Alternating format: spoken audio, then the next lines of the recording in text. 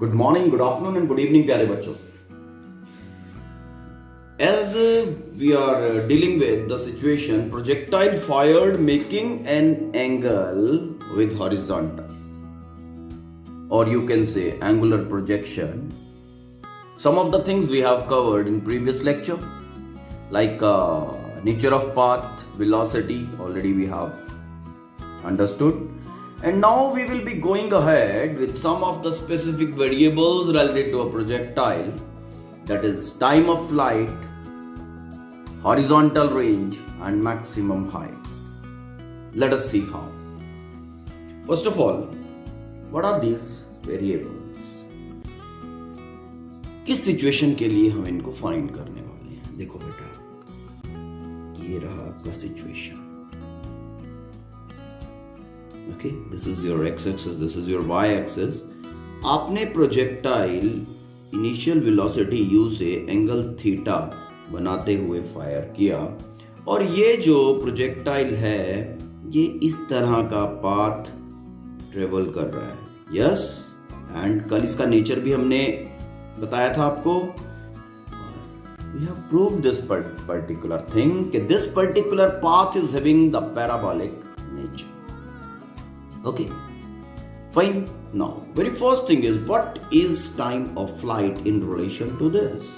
You know, time of flight basically is time taken by the projectile from point of projection to target point. Okay? Time taken by the projectile from point of projection, जहां से उसको project किया गया, till target position. Okay?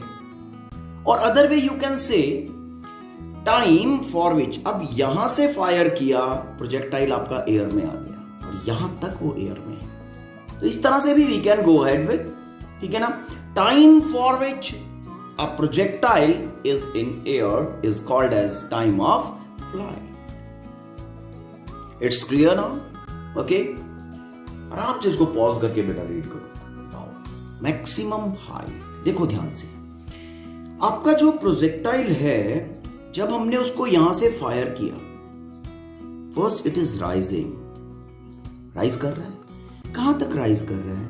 ये top most point है बेटा, जो exactly mid of the path होगा. ओके, तो ये जो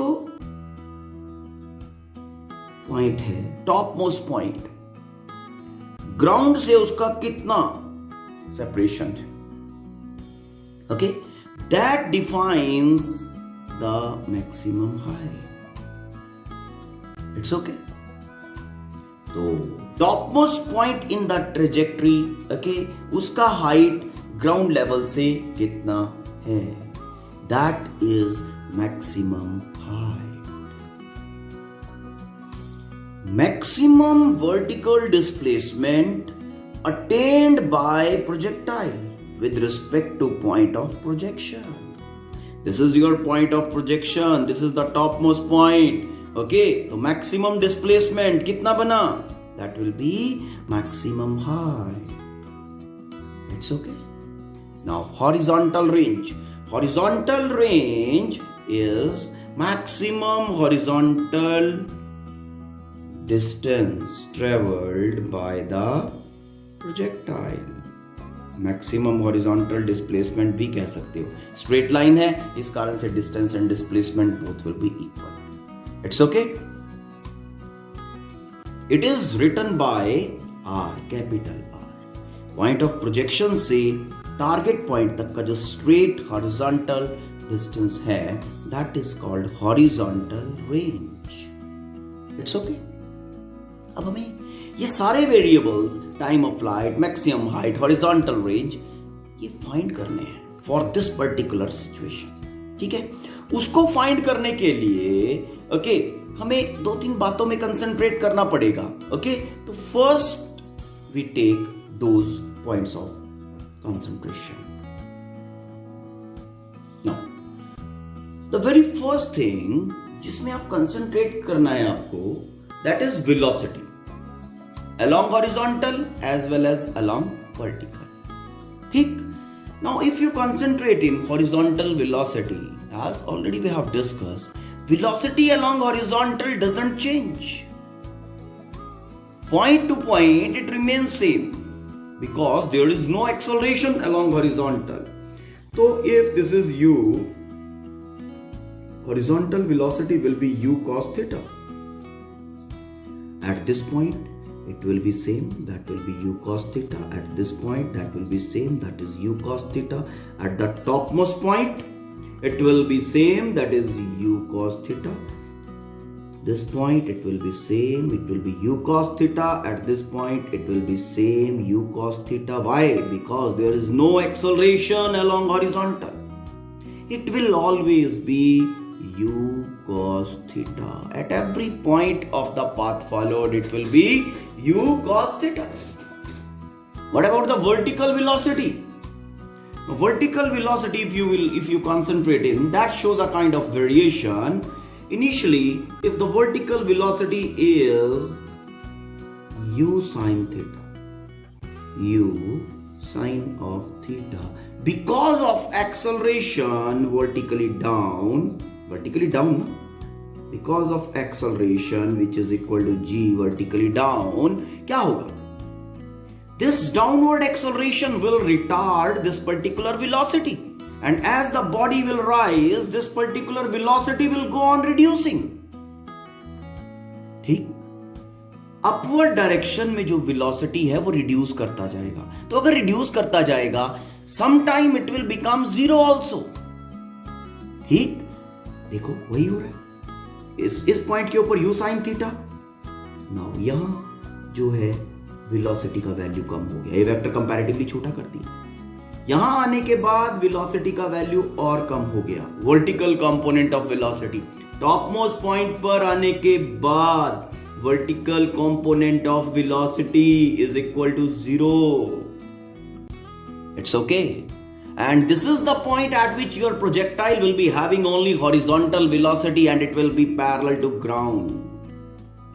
Velocity भी parallel to ground होगा और आपका जो projectile है that will also be parallel to ground. Okay, now what will happen? Now as the vertical component has become 0, ठीक, जैसे आपने सीधा बॉल ऊपर वर्टिकली फेंक दिया, पहले उसका वेलोसिटी रिड्यूस होता है टॉप मोस्ट पॉइंट के ऊपर जाके 0 और फिर एक्सेलरेशन ड्यू टू ग्रेविटी उसको वर्टिकली डाउनवर्ड पुल करती है कि नहीं, यहां से ऊपर जाता है, वेलोसिटी कम होती जाती है, टॉप मोस्ट पॉइंट के ऊपर मोमेंटरली रेस्ट पे आएगा because it will not be having the vertical component of velocity and then acceleration due to gravity will accelerate it downward and नीचे आएगा तो उसका velocity will go on increasing. Same thing happened with your projectile. At the topmost point, the vertical component of velocity is equal to 0. It has only horizontal component of velocity. That is, the total velocity at the topmost point is u cos theta with vertical component 0. Okay, now as it come down, अब यहां से क्योंकि upward velocity खत्म हो गया तो ये rise करना बंद कर देगा. ठीक है, देखो यहां से यहां तक वर्टिकल कंपोनेंट ऑफ वेलोसिटी कम हो रहा है in upward direction. Upward direction में कम हो रहा है ना, अपवर्ड वेलोसिटी कम हो रही है तो धीरे धीरे ये नीचे गिर रहा है कंपैरेटिवली. यहां भी इसका राइज पर यूनिट टाइम ज्यादा था, यहां कंपैरेटिवली कम हो गया और यहां इसने ऊपर चढ़ना बंद कर दिया, पैरेलल टू ग्राउंड हो गया. वर्टिकल कंपोनेंट ऑफ वेलोसिटी 0 होने के कारण अब जब ये डाउनवर्ड आ रहा है तो it is falling down. Descent start हो गया इसका, यहां से यहां तक असेंड कर रहा था ये. ओके, तो यहां से इसने फॉल करना स्टार्ट किया. Why? Because vertical component velocity top most point पे 0 हो गया. अब एक्सेलरेशन ड्यू टू ग्रेविटी ने इसका पुलिंग डाउनवर्ड स्टार्ट कर दिया. ओके, एंड यहां आने के बाद downward velocity it will be having, क्योंकि एक्सेलरेशन ड्यू टू ग्रेविटी इस 0 वेलोसिटी को धीरे धीरे अब डाउनवर्ड एक्सेलरेट करेगी प्रोजेक्टाइल वेलोसिटी को. वर्टिकल कंपोनेंट डाउनवर्ड इंक्रीज कर रहा है. यहां आएगा, it has fallen bye more distance, तो यहां पे और ज्यादा हो जाएगी वैल्यू. और जब ये यहां पे पहुंचेगा टारगेट पॉइंट पे, ओके, देन व्हाटएवर वेलोसिटी यहां पे था अपवर्ड, वही वेलोसिटी इसका यहां पे होगा downward. That is u sin of theta. समझ में आया? Clear? Why? Tell me why? Because we have discarded the air resistance, air का प्रेजेंस ही हमने खत्म कर दिया, बायंसी ऑटोमेटिकली खत्म हो गया एयर के कारण। ठीक है, तो सिर्फ एक्सेलरेशन ड्यू टू ग्रेविटी है जो यहां से यहां तक रिटार्ड कर रहा है एट द सेम रेट, और यहां से यहां तक एक्सेलरेट कर रहा है at the same rate. Fine, तो with whatever rate the velocity will be reducing, with the same rate the velocity will be increasing. It's okay, fine.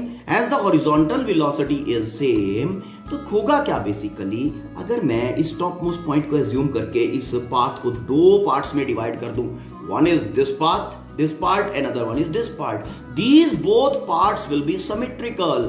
आप इसको यहां से उठा के इसको ऐसे कर दो, ये दोनों सेम कवर कर लेंगे एक दूसरे को, सिमेट्री। ओके, और इसी रीजन से whatever time this projectile will be taking from here till here, okay, that same time the projectile will be taking from this point, topmost point, to the target point. It's okay, fine. Mean from here to here the time of rise, okay, that will time of rise, that is called as time of ascent basically. Okay, time of ascent. Okay, from here till topmost point, जहां तक ये rise कर रहा है, and from here till here it is falling down, the time of descent, falling down. Okay, time of ascent in ideal scenario, under assumption जो air वाली बात हमने की है कि नहीं है, time of ascent is equal to time of descent, and if you are saying कि total time of flight is t, then that t is equal to time of ascent plus time of descent, ये तो सीधी बात, and time of ascent is equal to total time of flight by 2 as well, time of descent is equal to total time of flight half. समझ में आया? Clear है? तो यही जो वर्टिकल, देखो हॉरिजॉन्टल में तो कोई चेंज नहीं आ रहा है, अब वर्टिकल वेलोसिटी आपकी रिड्यूस कर रही है, यहां से उसने मैग्नीट्यूड था u sin थीटा, और यहां से उसने रिड्यूस करना शुरू किया एट अ रेट g, क्योंकि g डाउनवर्ड है, टॉप मोस्ट पॉइंट पे जाके जीरो हो गई। इसको हम यूज कर सकते हैं पॉइंट को, ठीक है ना, to calculate time of flight. करें शुरू फिर, let's see how time of flight will be calculated. Now let the total time of flight is t, total time of flight is t, यहां से यहां तक जब तक राइज कर रहा है, time of accent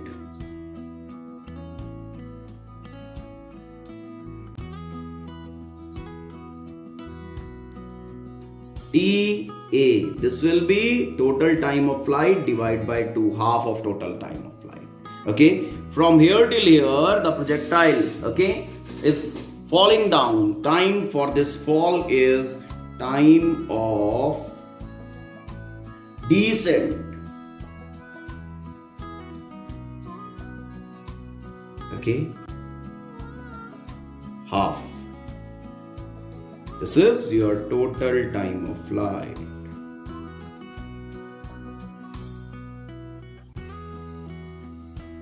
Now situation for this now is, देखो ध्यान से, यहां से इनिशियली चलना शुरू किया बॉडी ने जीरो टाइम पे, at that time the vertical velocity was zero. मैं इसका मोशन अलोंग वर्टिकल ही कंसीडर कर रहा हूं बेटा, ओके, एंड ये इतने टाइम तक जब ये टॉप मोस्ट पॉइंट पे पहुंच गया, कितने टाइम में पहुंचेगा, time of accent, that is t/2। तो इतने टाइम में इसका वर्टिकल कंपोनेंट ऑफ वेलोसिटी कितना हो गया, zero.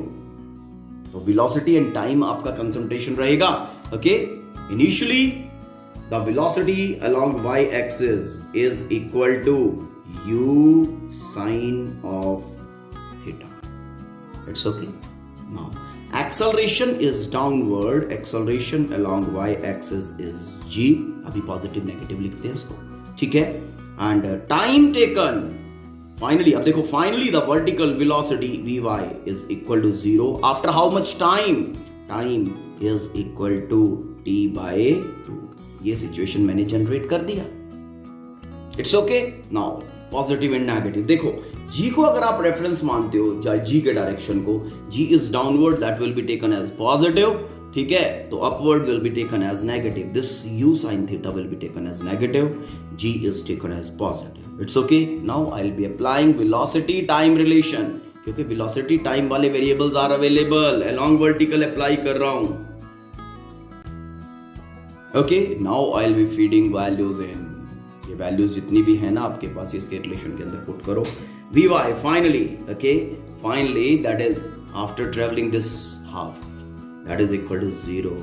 0 is equal to uy is minus u sine of theta plus ay is g, time is t by 2. This implies u sine of theta is equal to gt by 2 and t is equal to u sine of theta by g. It's okay. This is your total time of flight, time for which the projectile is in air. अब देखो किस किस factor पे depend कर रहा है. Time of flight is depending on u, that is initial velocity. आप कितना वेलोसिटी प्रोवाइड कर रहे हो, g के ऊपर आपका कोई कंट्रोल नहीं है, and then is theta. How this is depending on theta?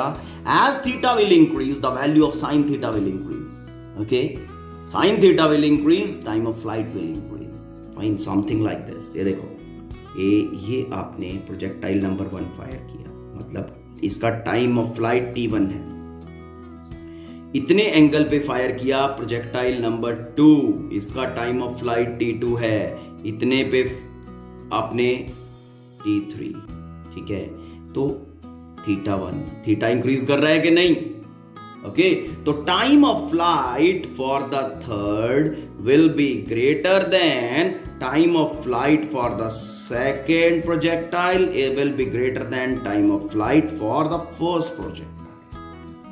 ये थीटा का रेलेवेंस इसमें ये है, क्योंकि थीटा जैसे जैसे इंक्रीज करता है sine theta indirect relation increase करता है. Okay, and if you will B firing a projectile vertically up, it will be taking maximum time in air to come back.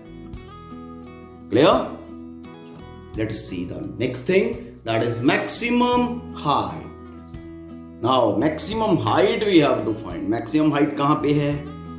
ये वाला डिस्प्लेसमेंट, ये वाला जो डिस्प्लेसमेंट है, दिस इज मैक्सिमम हाइट. अगर ध्यान से देखो पॉइंट ऑफ प्रोजेक्शन के रिस्पेक्ट में जो maximum height top most point in the trajectory है, उसका जो डिस्प्लेसमेंट है दैट इज h, हॉरी मैक्सिमम हाइट.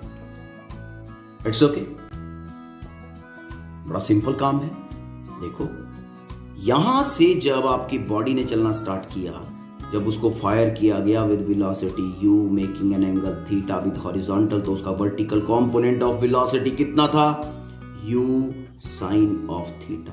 हॉरिजॉन्टल में मैं कंसंट्रेशन ही नहीं डाल रहा हूं बेटा, जरूरत ही नहीं है. टॉप मोस्ट पॉइंट के ऊपर पहुंच के आफ्टर हैविंग दिस मच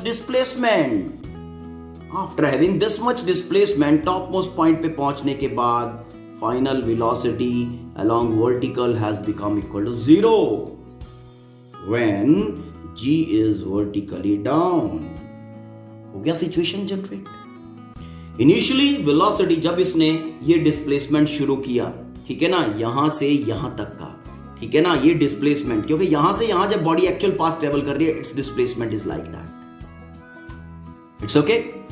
तो when it has started with the displacement, initially velocity was u sin theta, and finally after having this much displacement, the velocity become equal to 0. Distance भी हम vertical की बात करें तो motion along vertical consider कर लें इसमें, ठीक है. Now initial velocity u sin theta, final velocity, कहां तक के मोशन की बात हो रही है? Motion along vertical top most point तक. तो टॉप मोस्ट पॉइंट के ऊपर velocity is equal to 0. Acceleration along y axis is equal to g, positive negative अभी सेटल करते हैं, ठीक है. And displacement in vertical direction sy is equal to h. It's okay. Now see, what is to be taken as positive, what is to be taken as negative. मैं sign convention use करके कर रहा हूं बेटा. देखो, initial velocity is vertically up.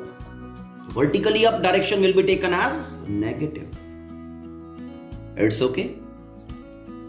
Acceleration downward, इसका reference direction लेते हैं हम पॉजिटिव. डिस्प्लेसमेंट यहां से यहां तक displacement is h, so it will be taken as negative.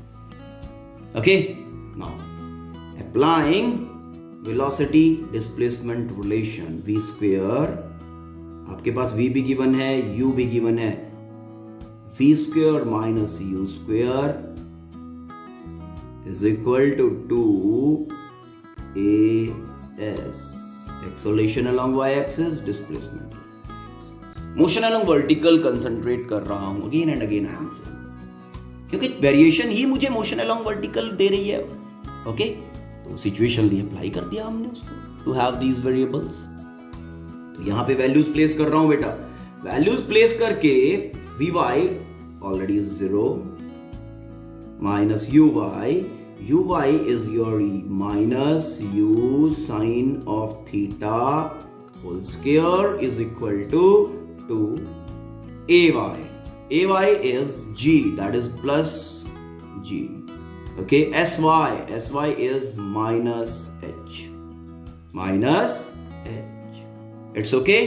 Now this will be, कितना बनेगा यहां पे, ये बनेगा, ये तो प्लस हो जाएगा, minus u square sine square theta is equal to minus 2gh. ये नेगेटिव एंड नेगेटिव कैंसिल हुए and h we are getting equal to u square sine square theta by 2g. It's okay. This is your maximum height for a projectile which is fired making an angle theta with horizontal. It's okay. समझ में आ गया? Clear है यहां तक? अब किस किस factor पे डिपेंड कर रहा है मैक्सिमम हाइट आपका? Maximum height is depending on initial velocity, that is u. जितना ज्यादा वेलोसिटी प्रोवाइड करोगे उतना ज्यादा ये मैक्सिमम हाइट अचीव करेगा. ओके, एंड g के ऊपर तो it's not your control. Okay, h theta पे अगर आप एंगल ऑफ प्रोजेक्शन को चेंज कर रहे हो, वही साइन थीटा पे डिपेंड कर रहा है. थीटा बढ़ेगा तो साइन थीटा बढ़ेगा, साइन थीटा बढ़ेगा तो मैक्सिमम हाइट बढ़ेगा. Okay, maximum height will increase as you will be increasing theta, something like this. देखो, छोटे एंगल पे फायर किया, maximum height will be less. Okay, थोड़ा एंगल बढ़ा दिया आपने प्रोजेक्शन का, ओके, मैक्सिमम हाइट बढ़ जाएगा. और बढ़ा दिया, ठीक है, मैक्सिमम हाइट और बढ़ जाएगा. ठीक, हाइट मैक्सिमम हाइट पहले इनिशियल केस में कितना था? इनिशियल केस में it was this much. Second case में ये जैसे हमने एंगल बढ़ाया, it has become this much. फिर हमने एंगल बढ़ाया, angle of projection, it has become this much. तो 0 to 90 as we will be increasing the angle of projection, ठीक है, क्या होता जाएगा? बोलो, maximum height will go on increasing. Maximum कहां पे होगी? When theta will be equal to 90. Theta will be equal to 90. Theta equal to 90 यहां पे डाल दो, एच मैक्सिमम का वैल्यू आ जाएगा. That will be H maximum is equal to theta 90 पे, that is u square by 2g. This will be your h maximum. Maximum height का maximum value. समझ में आया? और कब होगा ये? Theta is equal to 90. Angle of projection is equal to 90 degree. Clear? Now, horizontal range. As defined, horizontal range is the maximum horizontal distance traveled from point of projection to target. ये मतलब horizontal range आपका आएगा कैसे? आपको maximum horizontal displacement निकालनी है, ठीक है ना? जब इनिशियली वेलोसिटी आपने प्रोवाइड किया कितना, that is u cos theta. Motion along horizontal है तो हॉरिजॉन्टल वेलोसिटी पिक्चर में लेके आएंगे ना, ठीक? Okay, So initially velocity which is given, that is ux along x-axis, u cos theta. ठीक है, यहां से यहां तक टाइम कितना लग रहा है? Time of flight t is equal to 2u sin of theta by g. Time of flight लग रहा है. ओके, यहां से यहां तक डिस्प्लेसमेंट कितना है? r. इसी का वैल्यू तो फाइंड करना है. Displacement along x axis is r. Acceleration along x-axis. Acceleration along x-axis is equal to 0. No acceleration is there in horizontal direction. Okay? So straightforward, you can go ahead. Basically displacement and time. ठीक है ना? So you can use this relation. Sy is equal to uyt plus half ayt square. It's okay. Now, placing values in this sy. What is sy? Nahin, sy nahin. X along x-axis. It's okay. Motion along x-axis we are taking into account. ना? तो sx कितना है? क्या find कर रहे हैं? यही तो फाइंड करना है. ux initial velocity कितना प्रोवाइड किया था along x-axis? That is u cos theta. Okay, u cos of theta.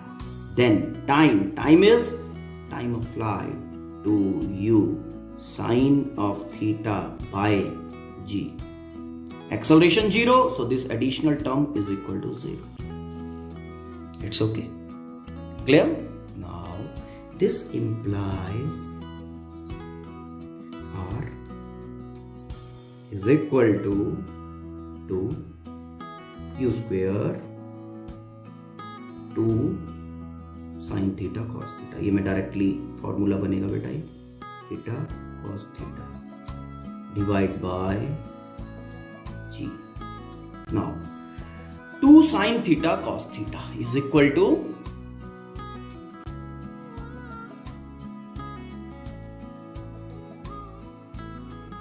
sin of 2 theta. It's okay. So placing the value, we are getting horizontal range is equal to u square sin of 2 theta by g. It's clear. This is your horizontal range.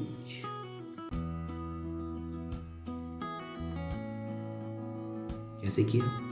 Motion along horizontal we have taken into account. Okay, displacement along x, t plus half at square along x-axis. It's okay. Then ux t, total time of flight, acceleration is equal to 0, and the thing is this formula 2 sin theta cos theta is sin 2 theta, and we are getting this. It's okay. Now horizontal range is depending on which all variables now. किन किन variables पे depend कर रही है? आप u बढ़ाओ, horizontal range will increase. जैसे जैसे u ज्यादा करोगे, इनिशियल वेलोसिटी बढ़ाओगे, ठीक है ना, हॉरिजॉन्टल रेंज बढ़ता जाएगा. ठीक है, okay. And what about theta? अब g के ऊपर तो कंट्रोल नहीं है. Theta will be increase. Now theta is not single theta, that is 2 theta. ध्यान रखने की बात है. ठीक, ओके. तो as theta will be increasing, this theta will be increasing as 2 theta in sin 2 theta. ठीक है, तो ये थोड़ा सा डिफरेंस डालेगा सिचुएशन के. ओके, एनालाइज कर लेते हैं इसको. For maximum value of r,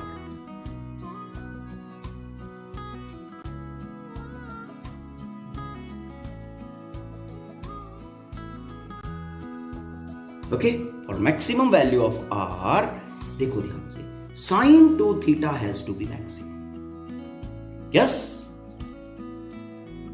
sin of 2 theta should be equal to maximum. If sin 2 theta is equal to maximum, अब maximum value sin theta कितना होता है? 1. तो ये आ गया आपका situation. Sine of 2 theta is equal to 1। अब sine 2 theta as a single value, 2 theta as a single value assume करना है। Sine of some angle is equal to 1, तो सम एंगल कितना होगा 90 pi by 2। Okay, as we know sine of 90 degree is equal to 1, हमें पता है ना ये। तो 2 थीटा कितना होना चाहिए, 2 theta should be equal to 90 degree. 2 theta should be equal to 90 degree. Sin 2 theta is equal to 1. Therefore, 2 theta has to be equal to 90 degree. If 2 theta is equal to 90 degree, theta is equal to 90 by 2. That is 45 degree. Theta 45 degree. For what? For R to be maximum, for maximum value of R. Okay, mean R will be equal to R maximum. ठीक है, कब?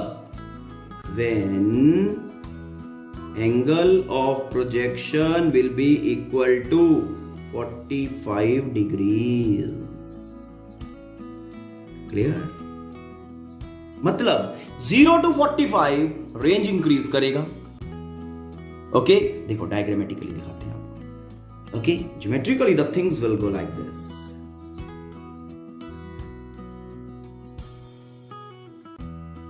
It's okay, ठीक है। अब ध्यान देने वाली बात है, छोटा एंगल पे फायर करेंगे, छोटा एंगल पे फायर किया तो ये लो, ये हो गया। और थोड़ा एंगल ऑफ प्रोजेक्शन इंक्रीज किया, एंगल ऑफ प्रोजेक्शन इंक्रीज करने से it has gone like this. और एंगल बढ़ाया, it is going like this now. 45 कर दिया, ठीक है, ये 45 हो गया। 45 कर दिया, it is going like this now. ठीक है, नाउ ये आपका जो थीटा है, ये डिमार्केशन मैंने लिया, ये 45, ठीक है, theta is equal to 45 degree के कॉरेस्पॉन्डिंग। ठीक है, if beyond theta 45 you will be increasing the angle of projection. अब क्या है, ये मैक्सिमम हाइट तो बेटा जी बढ़ता जाएगा, लेकिन हॉरिजॉन्टल रेंज कंपैरेटिवली कम होता जाएगा। ठीक, आप एंगल और बढ़ा दो, ठीक है, will be going like this and it will be coming back like this. It's okay, something like this. ठीक है, और जब आप इसको वर्टिकली 90 पे फेंकोगे तो वापस आके आपके हेड में ही लगेगा। Height will B maximum and range will be 0। देखो यहां पे थीटा जब आपका क्या हो जाएगा, थीटा जब आपका 90 हो गया तो range 0। Check from the relation, theta is equal to 90 and 2, ये 180 बन गया। Sine of 180 is equal to 0, range 0 हो जाएगा कि नहीं? It's okay, we have to go like this. अब इस पर्टिकुलर सिचुएशन, ये सिचुएशन आपको दो चीजें बता रही है। जैसे जैसे थीटा इंक्रीज कर रहा है, मैक्सिमम हाइट इज इंक्रीजिंग। देखो ध्यान से, मैक्सिमम हाइट यहां पे इतना, यहां पे maximum height is this much, okay, यहां maximum height is this much, and in this situation maximum height is this much. ठीक है, ये आपके मैक्सिमम हाइट वाले सिचुएशंस हैं। अगर आप फर्दर 45 के बाद भी एंगल बढ़ा रहे हो तो आपका मैक्सिमम हाइट ये आ गया। ठीक है, और फर्दर आपने एंगल बढ़ाया तो maximum height is increasing with theta. दोबारा से एनालाइज कर लो, ठीक है, ओके, और 90 डिग्री के ऊपर मैक्सिमम होता है। लेकिन हॉरिजॉन्टल रेंज के साथ situation is different. 0 to 45 degree horizontal range increasing.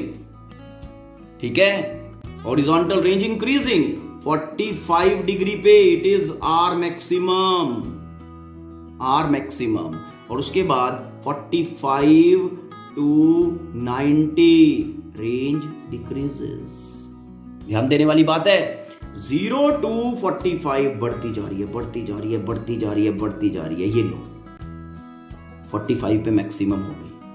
45 से नीचे, ठीक है, जब भी एंगल रहेगा तो इंक्रीज करेगी, 45 पे जाके मैक्सिमम हो जाएगी, एंड आफ्टर 45 जब आप एंगल बढ़ाओगे तो it will go on reducing again. यहां से एक चीज और पता चल रहा है कि अगर मैं बात करूं 0 to 45 जितने भी वैल्यूज आपके आ रहे हैं रेंज के, वो सारे के सारे रिपीट होंगे जब एंगल ऑफ प्रोजेक्शन आपका 45 to 90 इंक्रीज करेगा। मतलब what ever value of range will be existing from 0 to 45, that same range will be same range will be available again when the angle will be increased from 45 to 90 degree। मतलब 0 to 90 अगर मैं angle of projection बढ़ाता हूं, okay, तो every value of range will repeat, every value of range will repeat, उसमें एक ही value repeat नहीं होगी, that will be R maximum, R maximum बस एक ही सिंगल वैल्यू होगा। बड़े समझ में आया? ठीक है, तो one thing we have got कि range is maximum for theta is equal to 45। अब मैक्सिमम रेंज का वैल्यू कितना होगा, आर मैक्सिमम, वो भी लिख देते हैं। आर मैक्सिमम कब है, 45 पे, तो u square sine 2 theta, u square sine 2 theta, तो साइन 2 थीटा साइन 90 बन जाएगा, it will be u square by g, this will be your maximum range. It's clear? ठीक है, अब यहां पे जो बात मैंने कही मैं उसको अब थोड़ा सा डिस्क्राइब करता हूं। मैंने कहा 0 to 45 whatever value of range we will be having, the same value or values of a range will be repeated when the angle of projection will be increased from 45 to 90। only one value will not be repeated, that is the value of range corresponding to theta is equal to 45, that is maximum range, वो एक ही बार exist करेगा। ठीक है, सी horizontal range is given by u square sin 2 theta by g। What is angle of projection here? Angle of projection for this situation is this theta, okay? So for theta angle of projection the range is this when initial velocity provided is u। ठीक है, अब ध्यान देने वाली बात है, मैं इसको आर, ठीक है, आर कर देते हैं, नो फाइन। अब थोड़ा सा मैं टी रेशोज में चेंज लेके आता हूं, दिस विल बिकम आर, देखो sine of 2 theta, this is equal to sine of 180 minus 2 theta, ओके, साइन ऑफ 180 minus 2 theta, मैं यही अप्लाई कर रहा हूं यहां पे, साइन 2 थीटा को टी रेशियो के टर्म में रिप्लेस कर रहा हूं। R is equal to u square sine of 180 minus theta by g. 180 को I can write pi, this is your 2 theta।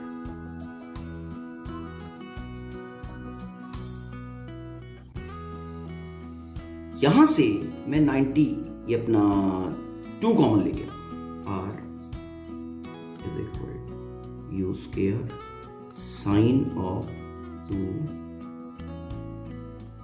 90 minus theta divide by g. ठीक है, अब रेंज वाला रिलेशन आपने देखा हुआ है, दोबारा से देख लेते हैं। Okay, for angle theta of projection, okay, range is equal to u square sine of 2 into angle of projection divide by g. ठीक है, अभी जहां मैं पहुंचा हूं वहां पे चलते हैं। Range is equal to u square sine of 2 angle of projection, sine of 2 times angle of projection by g. मतलब ये जो टर्म है आपकी, ठीक है ना, ये टर्म क्या दे रही है, एंगल ऑफ प्रोजेक्शन। ओके, जैसे यहां पे आपको थीटा क्या दे रहा था, 2 के साथ angle of projection.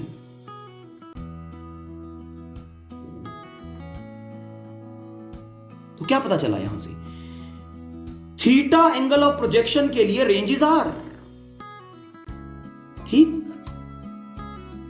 And the ranges are when angle of projection is 90 minus theta. Mean theta के लिए whatever range is existing, that same range we have for angle of projection 90 minus theta. मतलब horizontal range for angle of projection theta is equal to horizontal range for angle 90 minus theta. Okay? Mean, suppose angle of projection आपने theta is equal to 30 degree लिया। Okay, 30 degree के correspondingly आपकी range जो है वो R1 है, ठीक है।